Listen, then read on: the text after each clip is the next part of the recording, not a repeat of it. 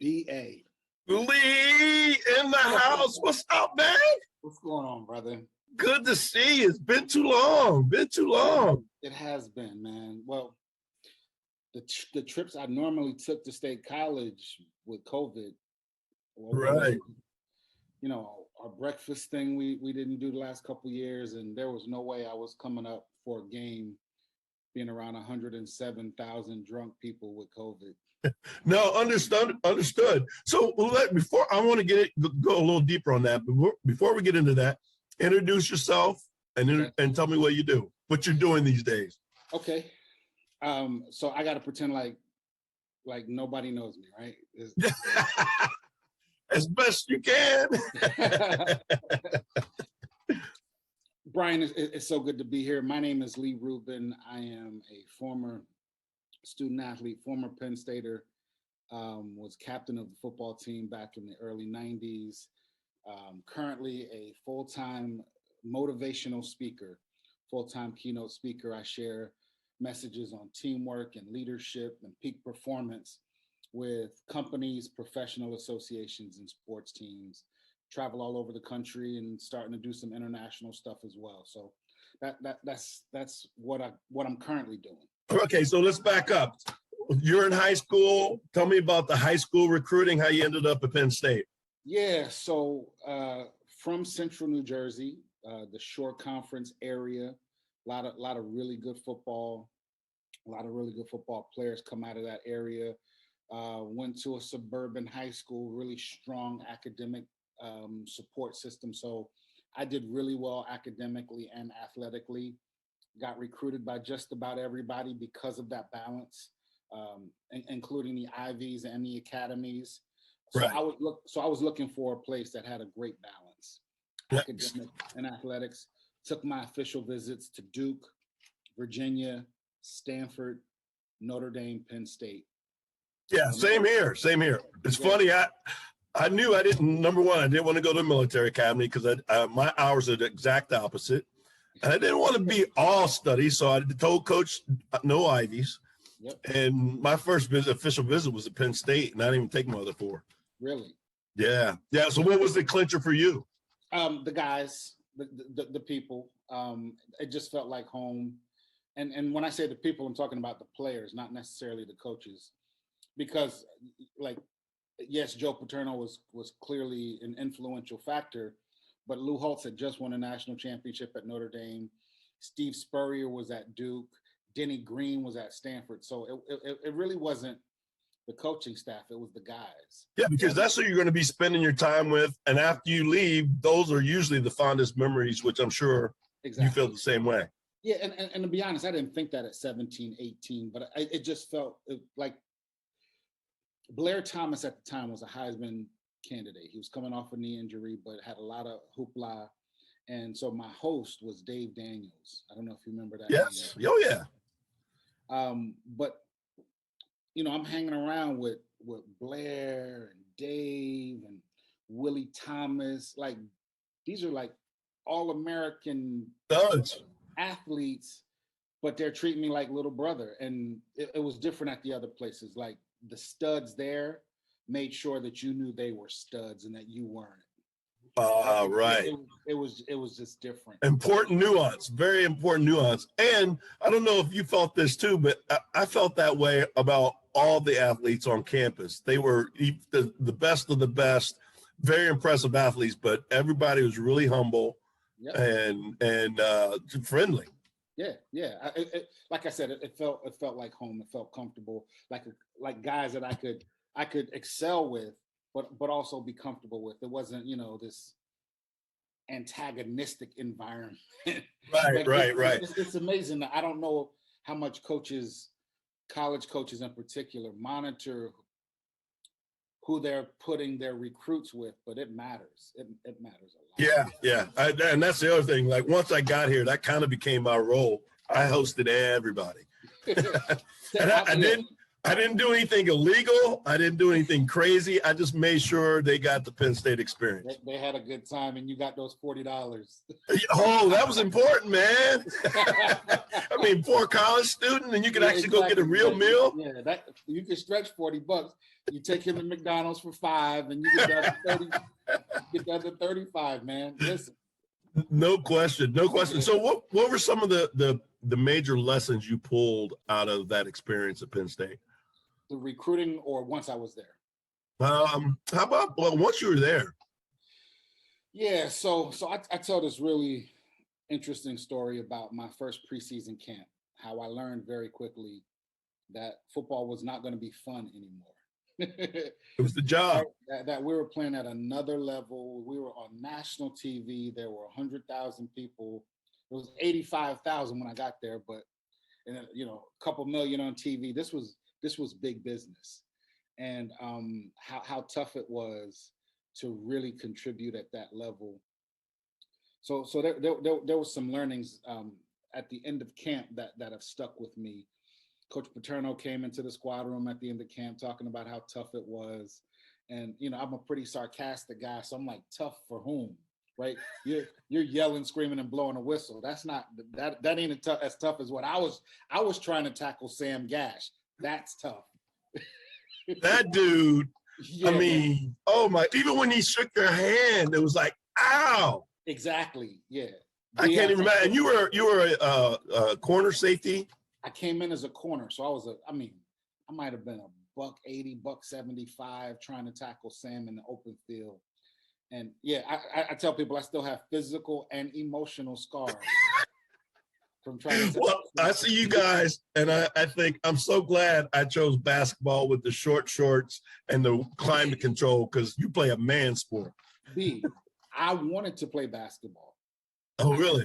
In high school, I didn't play football for 2 years. I thought I was going to be the next fill in the blank. Right. I was playing varsity as a freshman at 5'9", and I was playing varsity as a senior at 5'9". Wow. So that was the problem. Like, I got offers for basketball, but it was, like D2. Yeah, it was like, Moravian for basketball or Penn State for football. And easy choice. No disrespect to Moravian, but like. Yeah. I mean, that big time. I mean, we weren't in the Big Ten yet, but you were like one of the first classes, right? Yeah, my senior year was the first year in the Big Ten. But let me finish the story. So I want to quit football. Like, and any young athletes who are playing at the next, who make it to the next level, there are moments when you want to quit. Don't let anybody lie to you. Right. Like, but Coach Paterno comes in the room and says, I made it tough because I needed to find your breaking point. I needed to find out who I could trust in the fourth quarter of a tough football game. And Brian, the light bulb went off. And I realized at that moment, and again, I redshirted that year, but again, the epiphany was, it's not the most physically talented people who succeed. Yeah. It's the mental toughness. Yeah, because that leap is tough from high school to college. The speed, the strength, even the intelligence. Yeah, but everybody is big, fast, and strong, right? Like, okay, so what's the differentiator? Yeah, right. And it was this, and I figured that out early, because I wasn't the biggest, fastest, nor the strongest, but I was tough. I was going to stick in there. I was smart. I was going to be consistent, and that philosophy has really benefited me both athletically and professionally. I mean, because the reality is there are going to be people who are set up better than you. Yeah. In anything, right? Like there's every day. It's almost every day. But do you have the mental toughness that when it's uncomfortable, when it's gritty, when you're sore, when you're tired, can you continue to function and execute in those tough environments? So that's a lesson that I still function in right now. Yeah. Well, how about one of the fondest memories of your playing days? Fondest memories. There are a couple that come to mind immediately. I went to Southern Cal. We went out to Southern Cal my sophomore year. So I'm a redshirt sophomore at the time. And Matt Baggett, who's the starter, gets hurt. He goes down. I get thrown in there, and like it is college football, right? Penn State at USC, Yeah. LA Coliseum, ABC Sports. I think Keith Jackson. Keith Jackson has to be doing the game. That's what I was coming next. Keith Jackson and Brent Musburger, probably, or Dick Vermeil, but it was definitely Keith Jackson. And I had 2 interceptions and a fumble recovery. Ooh, nice. Yeah, nice. Now, here's the tough part. Here's where my team orientation gets challenged. Right, we lost the game. Right. And it was a big loss because I think we had lost one earlier. But this was my moment. Like I stepped up, I came through, and it looked like I didn't know, how injured Matt was. Right. So like this was, and I had to come home on that long flight with everybody upset and crying and kind of. Right. I would say I was pretending to be hurt. And upset, yeah. That tension between I came through when my opportunity opened up.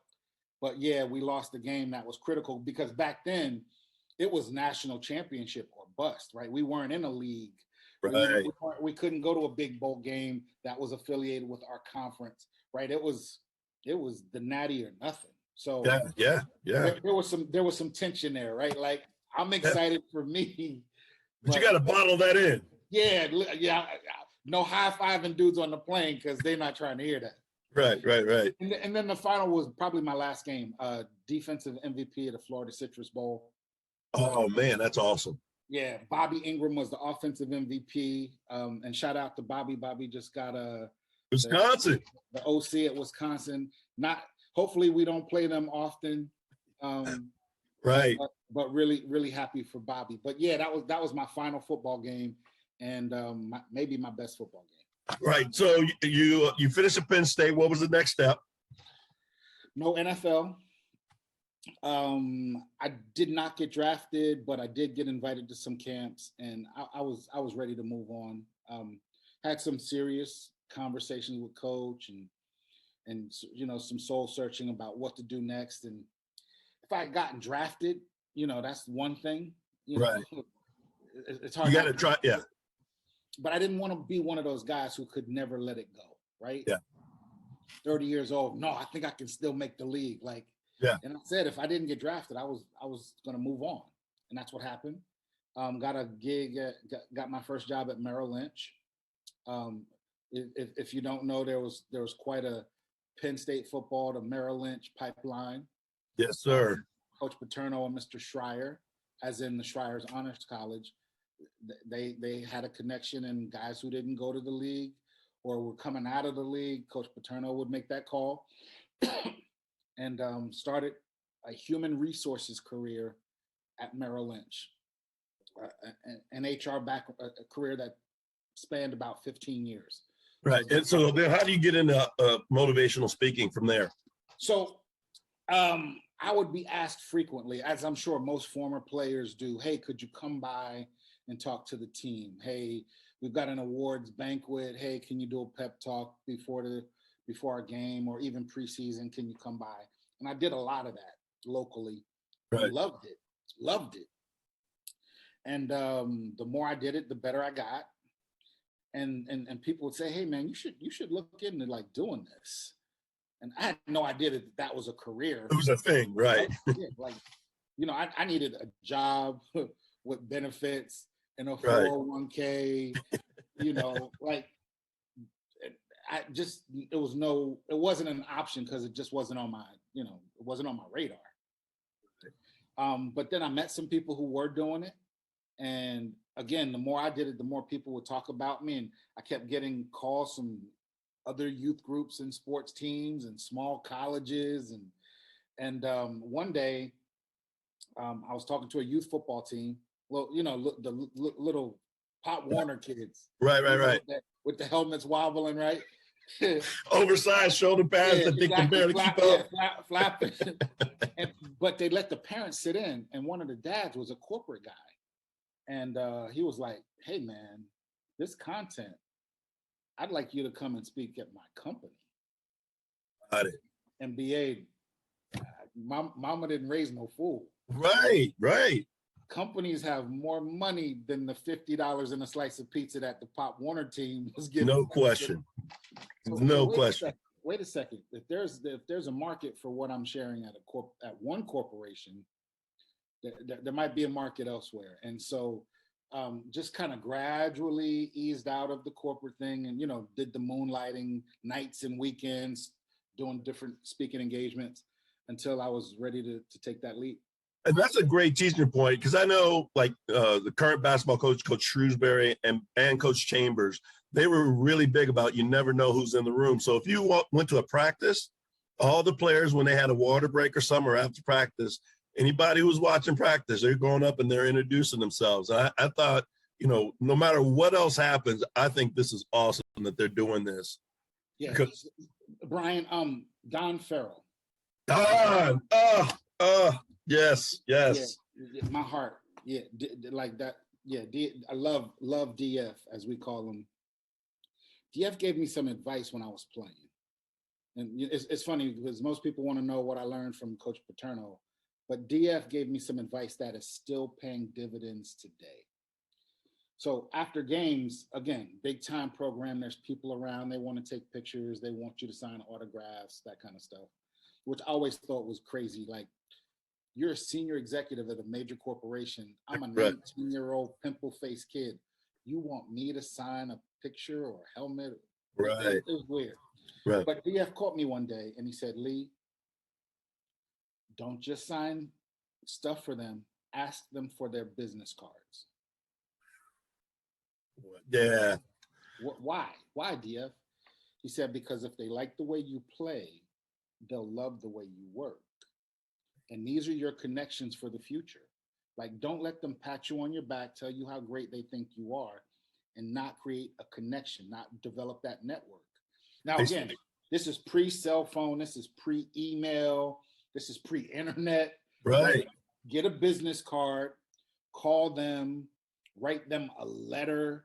Like, I was doing that back then based on DF's recommendations. Like, can I shadow you? I know what shadowing was. Can I come in the office and see what you do? Brian, I'm still getting speaking requests from some of the people I met 30 years ago. Yeah, and it's funny because you guys, I'm before your time, but you guys stole Don Farrell from us, because Don used to be the academic advisor for basketball and football. And then that year when Penn State won the national championship, right after that, he moved over to your area of the university in your buildings. But to the day I graduated, I used him as my academic advisor. And I didn't even meet my real academic advisor until he had to sign off on my diploma. So Don was as much as he was to you, he was that to me too. Uncle Don. Yeah. I was in town for a speaking engagement about a month ago, and I made sure I went by to see him and Mrs. Farrell. Oh, yeah. They were critical to my success at Penn State. Saying agreed, and we're not alone. I mean, that exactly. Yeah, that bloodline. All right, so you're doing motivational speaking. I want to talk about the three major themes and go into detail a little bit. The first one is don't just play, win. Talk about that. Yeah, that's my peak performance talk. Typically, the salespeople, very motivational, kind of kick off that talk at the beginning of school administrations may bring me in to get the teachers excited. And I talk about three traits of winners. What separates winners or peak performers from everyone else. They've got a clear sense of identity. They know who they are. They're comfortable in their own skin. They set very specific and lofty goals. Les Brown said most people fail in life, not because they aim too high and miss. Most people fail because they aim too low and hit. They get comfortable. Deep. And then the third idea is winners or peak performers embrace adversity. We look at it as an opportunity in disguise. While everyone else is running away and crying about things, winners take that opportunity and they leverage it to get better, to improve, to be innovative, to be creative. So I'm looking for things to suck, because most people are hiding and whining and crying I'm looking for, where's the opportunity here? What value can I add while everybody else is punking out, so to speak? I love it. I love it. And don't give too much, man. I want people No, to booking you. All right. So another theme is the 5 components of an extraordinary team. Yeah, that is my signature keynote. That's probably 95% of the talk that I do. We talk about the intangibles, the stuff that separate extraordinary teams from everybody else. It's not talent, it's not experience, it's not academic success. It's the intangibles that each team member must bring to the table. Things like sacrifice, things like passion, the development of trust, leveraging adversity to create team chemistry. And then even if you've got all that, you've got to do it consistently, because if you're haphazard or periodic in what you do, right, you're like, people aren't going to do business with you. People aren't going to buy from you because they don't know what they're going to get. It's got to be consistent. So five C's. They all start with the letter C to be memorable. Okay. All right. And then the 5 characteristics of a championship culture. That's really a spinoff of the 5 C's.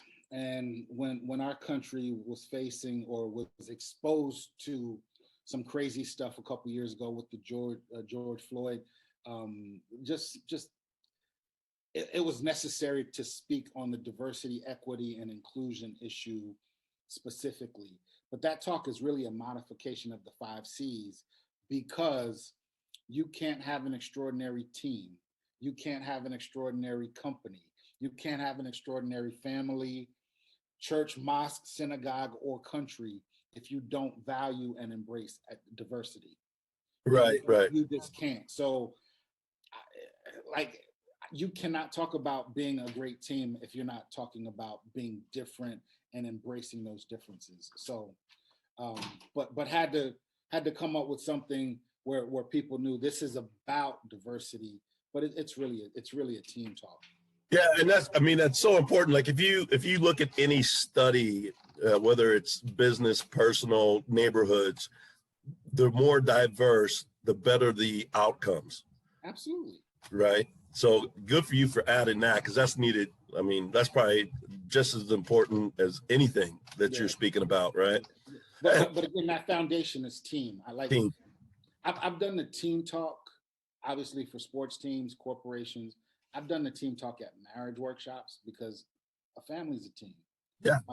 I've done it for law enforcement organizations, because you might all be wearing, firefighter gear, but everybody's got a different role. They're coming at this thing from a different perspective.